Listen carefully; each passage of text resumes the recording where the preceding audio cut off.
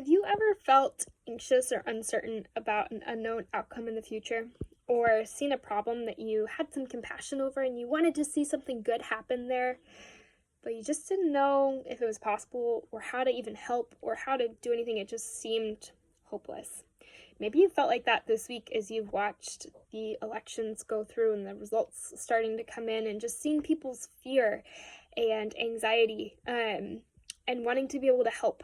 Maybe feeling some of that anxiety in your own heart of what's going to happen. Who's going to be our president? What are they going to do? How are people going to respond? In our journey with Jesus this week, we are looking at Luke chapter 8, and there are several stories of people who feel some fear and see some situations that just seem really overwhelming and scary. The first one, Jesus and his disciples are in a boat and they're sailing across the Sea of Galilee. Jesus falls asleep and this giant storm comes up. And there are these giant waves that are starting to fill the boat with water and the boat is starting to sink. And the disciples are freaking out. They're like, this is it. This is the end. There's no way out of the storm. We are going to drown. And they wake Jesus up and they're like, Master, Master, we're going to drown.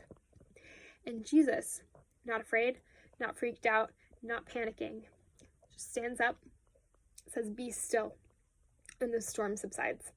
The waves calm down, the wind dies down, and the disciples are like, who is this guy that even the wind and the waves obey him? They finish sailing across the lake, and they get to the other side of the water, and immediately they get out of the boat, and they're met by this guy who's possessed by a ton of demons. People have probably tried to help this guy before, but they weren't able to. When Jesus asks him his name, he says his name is Legion because the demons are many.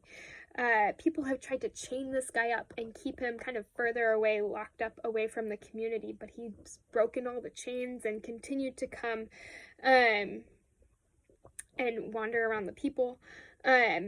He hasn't worn clothes or lived in a house for a long time. He's wandered around the graves. And other people probably are feeling like they want to pull away from this guy. He's scary. And other people probably are feeling like, man, I wish we could do something to help this guy. But the problem is so big. It's so out of our control, so beyond our scope of knowing how to help. I don't know if it's even possible. But Jesus doesn't have either of those approaches. He doesn't run away. He doesn't give up on him or abandon hope. Jesus moves towards this guy and he casts out the demons. And by the end of the story, the guy is sitting at Jesus' feet, fully clothed and in his right mind, totally restored.